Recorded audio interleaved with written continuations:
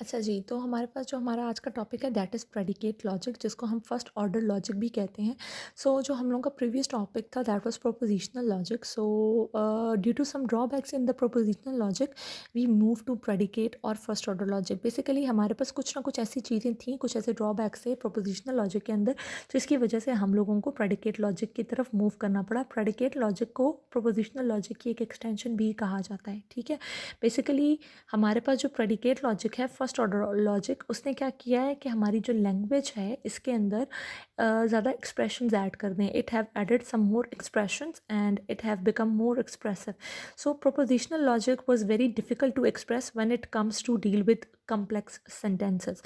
Predicate logic हम लोग को ये अलाउ करती है कि हम लोग ऑब्जेक्ट्स और ऑब्जेक्ट्स के दूसरे ऑब्जेक्ट्स के साथ क्या रिलेशंस हैं, हम उन रिलेशंस को डिस्क्राइब कर सकें।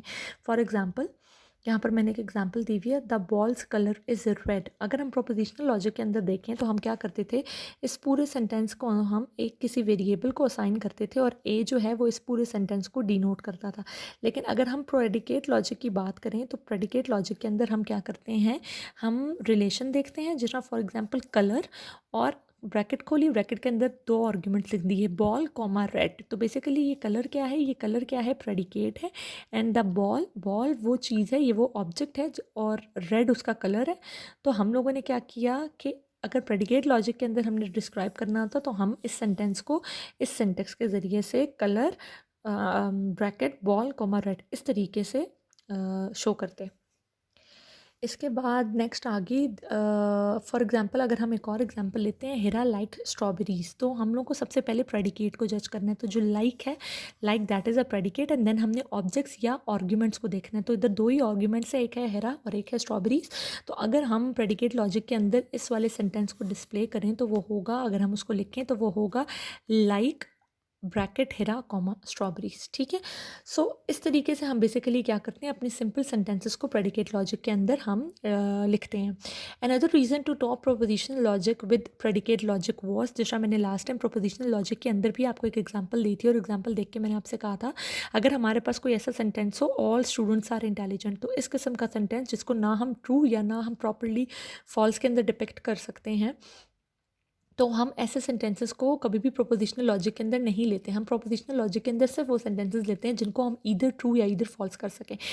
अगर हमारे पास फॉर एग्जांपल ऐसा एक सेंटेंस है, सेंटेंस वन वन है हमारे पास, all students are intelligent, and sentence two है हिरा इज़ अ स्टूडेंट। तो हम क्या कर सकते हैं, प्रेडिकेट लॉजिक के थ्रू हम इस चीज़ को इन्फर कर सकते हैं कि बिकॉज हम लोग को ये बात बताई गई है कि Hira is a student and we are taught that previously that all students are intelligent, so it is concluded that Hira is also intelligent। तो हम इस तरीके से इसको इन्फर कर सकते हैं।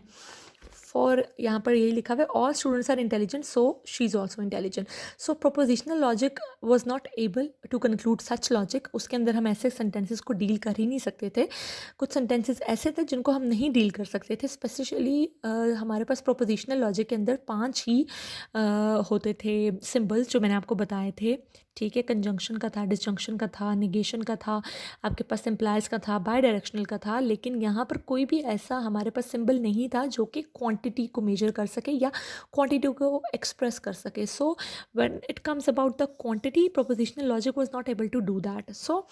इसकी वजह से हमें ये बात पता चल गई कि कुछ बड़े बेसिक किस्म के क्वांटिफायर्स जो इंग्लिश की लैंग्वेज के हैं, for example all, some, quantity जो है उसको रिप्रेजेंट करना प्रोपोजिशनल लॉजिक में दैट वाज मिसिंग। तो हम लोगों ने क्या किया, there was a need, we need quantifiers to express English words. For example हमारी इंग्लिश के बड़े सादा ज़बान के लफ्ज़ हैं, ऑल, एवरीबडी, समबडी। इस तरह के वर्ड्स जो हैं हम लोग को इनको डिपिक्ट करना ज़रूरी था और उनके लिए we came to know that हमारे पास जो क्वांटिफायर्स थे, दोज क्वांटिफायर्स वर मिसिंग।